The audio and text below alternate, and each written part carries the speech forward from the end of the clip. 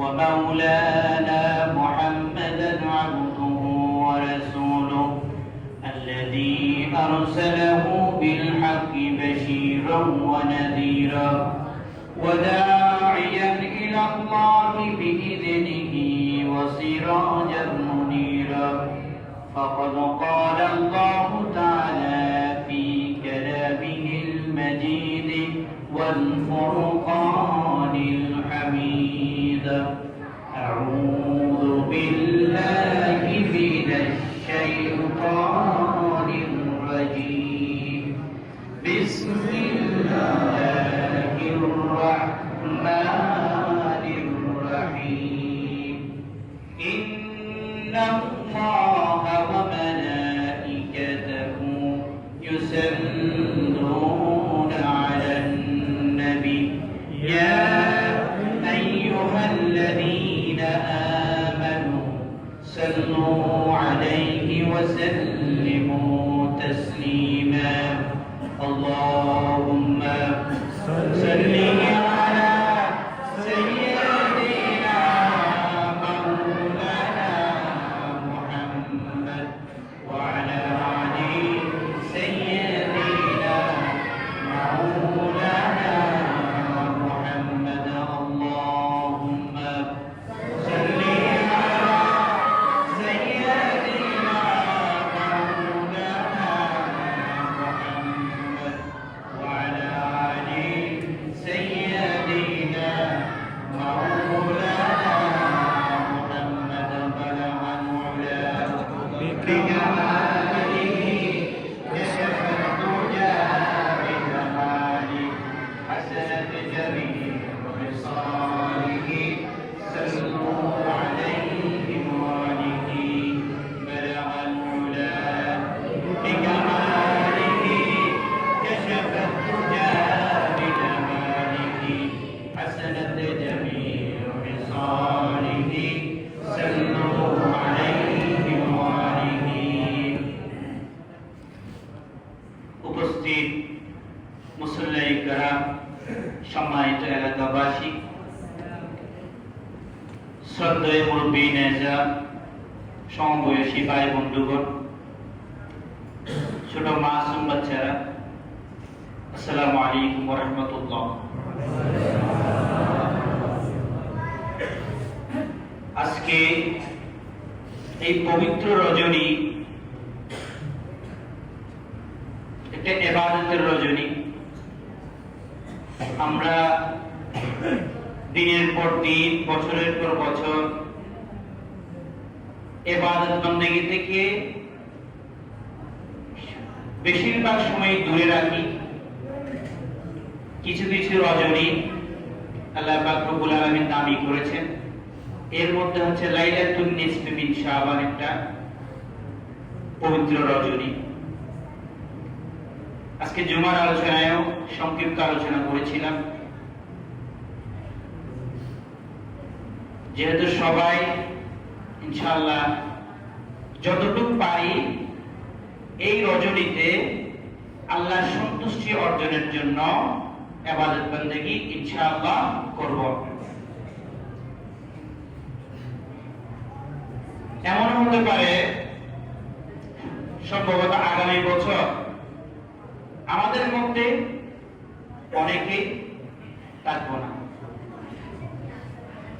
তো আপনাদের সামনে তওবা নিয়ে যেহেতু আজকে পবিত্র রজনী আমরা বেশিরভাগ আল্লাহর বান্দা গুনাহগার বেশিরভাগ বলতে আল্লাহর নবী সাহাবী کرام এরা ব্যতীত যারা সমগ্র পৃথিবীতে মানুষ রয়েছে সবাই বেশিরভাগ গুনাহগার কেননা আমরা মানুষ গুনাহ ছাড়া হচ্ছে ফেরেশতাদের কোনো গুনাহ নাই গুনাহ করবে আল্লাহ পাক রব্বুল আলামিনের কাছে ক্ষমা চাইলে আল্লাহ ক্ষমা করে দিবেন ক্ষমা চাওয়ার তওবার ব্যাপারে আজকে কিছু আলোচনা করব তওবা নিয়ে আর তওবা শব্দের অর্থ হচ্ছে প্রত্যাবর্তন করা ফিরে আসা, এমন কোন কিছু যে কাজ আমি করব না বলে স্বীকারোক্তি দিয়েছি যেটা আর কখনো করব না। অর্থাৎ খারাপ কাজ থেকে বিরত থেকে, খারাপ কাজ থেকে ফিরে এসে ওই খারাপ কাজের দিকে না যাওয়া হচ্ছে তাওবা। তো এখন হযরত আদম আলাইহিস সালাম জান্নাত থেকে মা হাওয়া রাদিয়াল্লাহু তাআলা আনহাকে নিয়ে বের হওয়ার প্রেক্ষাপটে আল্লাহ পাক রব্বুল আলামিন হযরত আদম আলাইহিস সালাম নিয়ে তওবা নিয়ে সামঞ্জস্য করে আয়াত নাযিল করেছেন। তাহলে তওবার পরিবর্তন কোথায়? আমাদের আদি পিতা থেকে শুরু। আল্লাহ পাক রব্বুল আলামিন পবিত্র কোরআনে ঘোষণা করেছেন, ফাতালাক্কা আদামু মির রাব্বিহি কালিমাতিন ফাতাবা আলাইহি ইন্নাহু হুয়াত তাওয়াবুর রহিম। ফাতালাক্কা আদামু মির রাব্বিহি কালিমাতিন, আল্লাহ পাক রব্বুল আলামিন আদমকে তওবা সম্পর্কিত এমন কিছু কালিমা, এমন কিছু কথা শিক্ষা দিয়েছেন। ফাতাবা আলাইহি, সেই কালাম দ্বারা, সেই আয়াত দ্বারা হযরত আদম আলাইহিস সালাতু ওয়াস সালাম আল্লাহর কাছে তওবা করেছিলেন। ফাতালাক্কা আদামু মির রাব্বিহি কালিমাতিন ফাতাবা আলাইহি ইন্নাহু হুয়াল গফুরুর রহিম। হযরত আদম আলাইহিস সালাতু ওয়াস সালাম আল্লাহর কাছে তওবা করার পরে আল্লাহ পাক রব্বুল আলামিন দয়ার সাথে ক্ষমা করে দিয়েছিলেন। কি বলে তওবা করেছিলেন? হযরত আদম আলাইহিস সালাম কি বলছিলেন আমরা বেশ সবাই জানি, রব্বানা যালামনা আনফুসানা ওয়া ইল্লাম তাগফির লানা ওয়া তারহামনা লানাকুনান্না মিনাল খাসিরিন। যখন এটা অনেকে উলামায়ে কেরামের মধ্যে হযরত আদম আলাইহিস সালামকে পৃথিবীতে বিচরণ করার জন্য এটা আল্লাহ পাক রব্বুল আলামিনের একটা কৌশল ছিল। আমরা কি বলতে পারি আমাদের আদি পিতা ভুল করেছিল? এটা আমরা বলতে পারি না। বের করছেন কে? জান্নাত থেকে বের করেছিলেন কে? আল্লাহ। আবার আল্লাহর কাছে ফিরে আসার জন্য সেই কালাম শিক্ষা দিয়েছেন কে? ফাতালাক্কা আদামু মির রাব্বিহি কালিমাতিন, আদম আলাইহিস সালামকে আল্লাহর পক্ষ থেকে কালাম শিক্ষা দিয়েছেন। ফাতাবা আলাইহি, সেই কালামের মাধ্যমে তওবা করেছিলেন। রব্বানা যালামনা আনফুসানা ওয়া ইল্লাম তাগফির লানা ওয়া তারহামনা লানাকুনান্না মিনাল খাসিরিন। আল্লাহর কাছে মাথা অবনত করে এই দুই হাত তওবা করার পরে যদি আমরা দুই হাত আল্লাহ থেকে তুলে দিই, আল্লাহ পাক রব্বুল আলামিন আমাদেরকে ক্ষমা করবেন না? আল্লাহর কাছে কিছু গুনাহ আছে, কমতি আছে? যে মানুষ ভুল করবে না সে মানুষই নয়, সে ফেরেশতা। কিন্তু ভুলের পরিমাণটা হতে হবে কম। ফামান তাকুলাত মাওয়াজিনুহু ফাহুয়া ফি ঈশাতির রাদিয়া ওয়া আম্মা মান খাফফাত মাওয়াজিনুহু ফাউম্মুহু হাওিয়া। আপনার ভালো কাজের পাল্লা যদি ভারী হয়, সৎ কাজের পাল্লা যদি ভারী হয়, তাহলে আপনার জন্য জান্নাত। আর যদি আপনার খারাপ কাজের পাল্লা ভারী হয় তাহলে আপনার জন্য জাহান্নাম, হাওিয়া। তাহলে আমার নিজের পাপ, নিজের গুনাহ আমি জানি, আপনারটা আপনি জানেন, আল্লাহ জানেন। আমার পাপের কথা কে জানে? আমি জানি, আমার আল্লাহ জানে। আপনারটা আপনি জানেন, আমাদের রব্বুল আলামিন জানেন কিনা? ক্ষমা কার কাছে চাইবো? ক্ষমা আল্লাহর কাছে চাইতে হবে। ক্ষমা কার কাছে চাইবো? আল্লাহর কাছে। কিভাবে চাইবো? আল্লাহ পাক রব্বুল আলামিন শিখিয়ে দিয়েছেন, রব্বানা যালামনা আনফুসানা ওয়া ইল্লাম তাগফির লানা ওয়া তারহামনা লানাকুনান্না মিনাল খাসিরিন। রব্বুল আলামিন, আমি নিজের উপর অনেক জুলুম করেছি। ওয়া ইল্লাম তাগফির লানা, তুমি যদি আমাকে ক্ষমা না করো। রব্বানা যালামনা আনফুসানা ওয়া ইল্লাম তাগফির লানা ওয়া তারহামনা, ক্ষমা করার পরে তুমি যদি রহম না করো, লানাকুনান্না মিনাল খাসিরিন, আমি ক্ষতিগ্রস্তদের অন্তর্ভুক্ত হয়ে যাব। কি সুন্দর আল্লাহ শিখিয়ে দিয়েছেন। এরপর আল্লাহ অন্য আয়াতে বলেছেন, রব্বানা আতিনা ফিদ দুনিয়া হাসানাতাও ওয়া ফিল আখিরাতি হাসানাতাও ওয়া কিনা আযাবান নার।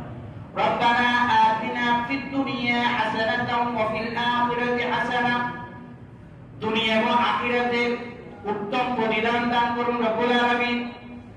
ওয়া কিনা আযাবান নার, জাহান্নামের কঠিন আগুন থেকে তুমি আমাদেরকে পানা দাও।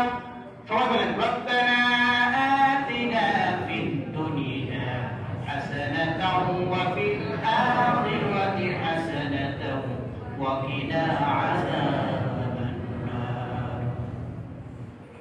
আল্লাহ খুশি হবেন।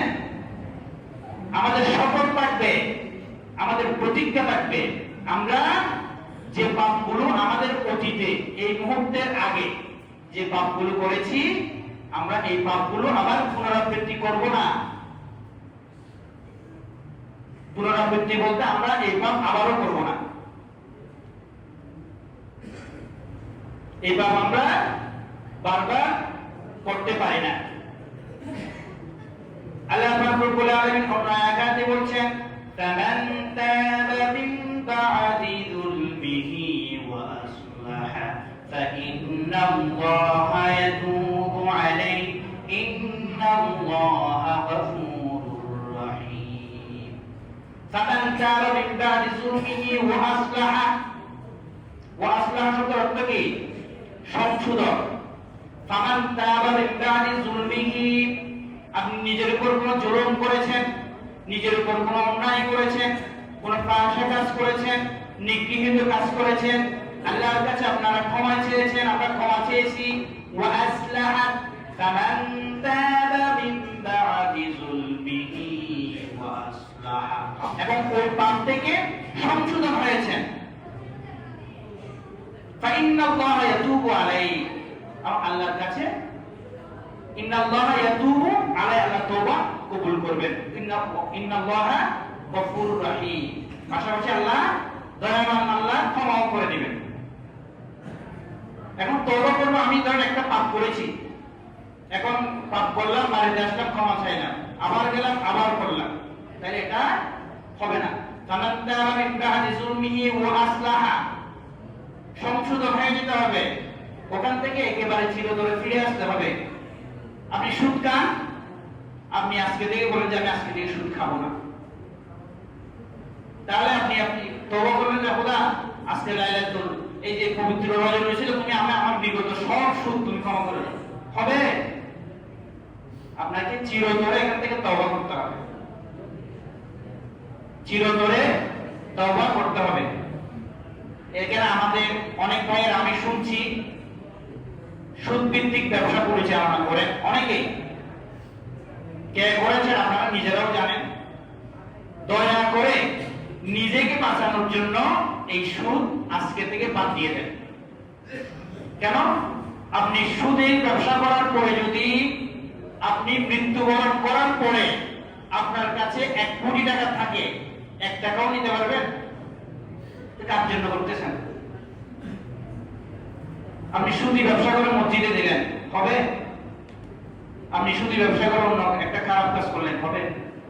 সুদ ব্যবসা করে বেশি টাকার দরকার নাই। আপনি যদি হালাল ইনকাম করে সমগ্র পৃথিবীর বড় বড় কোম্পানির মালিক হন, কিচ্ছু সমস্যা নেই, আপনি হতে পারবেন। কিন্তু অন্যায়ভাবে আরেকজনের হক, সুদি ব্যবসা, এগুলো নিজের জীবনে পরিচালনা করতে পারবেন না। কেননা আল্লাহ পাক রব্বুল আলামিন বলেছে, ইন্নামাল খামরু ওয়াল মাইসিরু ওয়াল আনসাব ওয়াল আযলামু রিজসুম মিন আমালিশ শাইতান ফাজতানিবুহু লাআল্লাকুম তুফলিহুন। সুদ, ঘুষ, মদ, জুয়া, এই 4টা কাজ হচ্ছে কি? মিন আমালিশ শাইতান, শয়তানের কাজ। ফাজতানিবু, আপনারা কি করেন? এখান থেকে বিরততা করুন, লাআল্লাকুম তুফলিহুন। যদি তা করেন, যদি বিরত থাকে, তাহলে আপনারা সফল। তাহলে এখানে ক্ষমার একটা বিষয় আছে কিনা? যারা আমরা আগে মদ খেয়েছি, জুয়া খেলেছি, সুদ খেয়েছি, ঘুষ খেয়েছি, আমরা আল্লাহর কাছে তওবা করে ফিরে আসবো, কেননা এগুলো হচ্ছে শয়তানের কাজ। তা আপনি মানুষ হয়ে যদি শয়তানের কাজ করেন, তাহলে এই পৃথিবীতে বেঁচে থেকে লাভ কি? আমরা তওবা করব এমন ভাবে যেই কাজের জন্য আমি আল্লাহর কাছে ক্ষমা চেয়ে নেব, সেই কাজ আমরা চিরতরে আর করব না। তাহলে তওবা কখন পর্যন্ত করতে পারবেন?